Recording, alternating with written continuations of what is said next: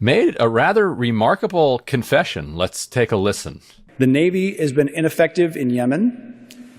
The U.S. has given very bad advice, very mixed advice in Gaza, preventing the Israelis from finishing it, or even preventing from ending that war in a clever way. I provided the Israelis a fully funded, donated ability to flood Gaza with water, with seawater, to flood the 300 miles of tunnels blocked by the Pentagon.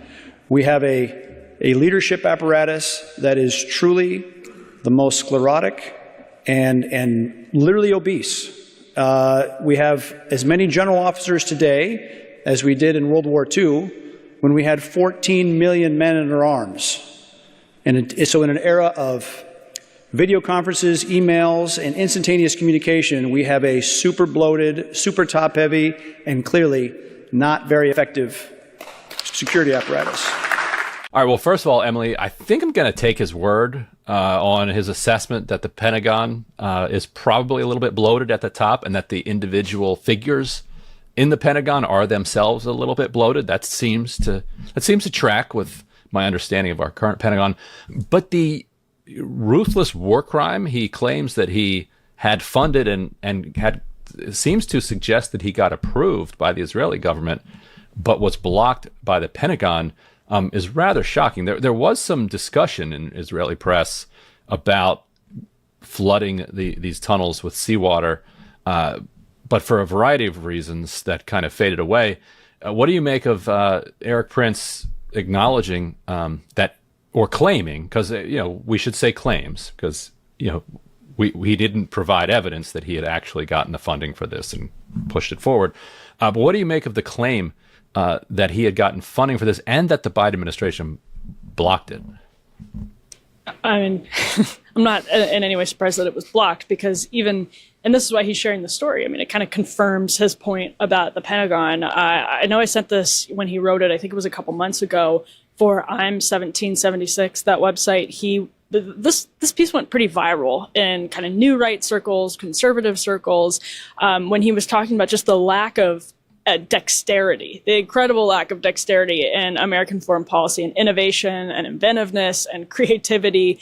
And actually, he mentioned flooding the tunnels in that point, in that article back at the time. And I think that's why he's being sort of greeted warmly in Heritage Foundation circles, because as people are kind of craving some type of ingenuity and flexibility in American foreign policy, and are so eager to bash the Pentagon in the sort of aftermath of the Afghanistan withdrawal and the Trump moment on the right, which has become really opposed to forever wars in the midst of the Ukraine conflict. I think that's why Erik Prince is kind of being invited warmly into those circles, because he speaks to something with specifics that a lot of people are like, yes, that makes sense. Why aren't we doing these like different ideas? It's because of the K Street and the lobbyists and this massively bloated Pentagon.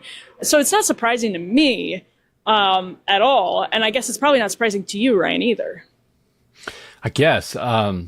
The idea seems to run into, even for supporters of Israel, the obvious problem of, well, aren't or weren't the hostages being kept in those tunnels?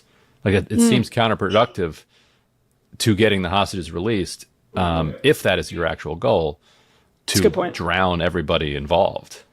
Unless you have intelligence suggesting, as you know, that we get conflicting reports on what the intelligence is actually telling people, but that, they have some idea of where people are and they're, not whatever. But hostages that have been recovered have said they felt like the bombing was indiscriminate and that they could have been killed, that they didn't know, that they did think that, they were just saved by sheer luck, and actually expressing discomfort with the IDF's bombing from that vantage point.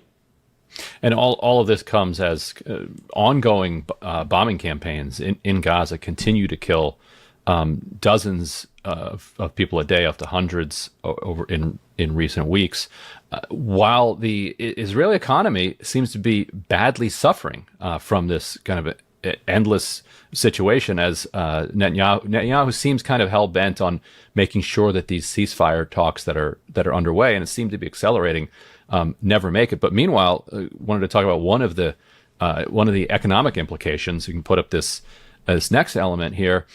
This is from Middle East Monitor headline: Israel says Eilat port bankrupt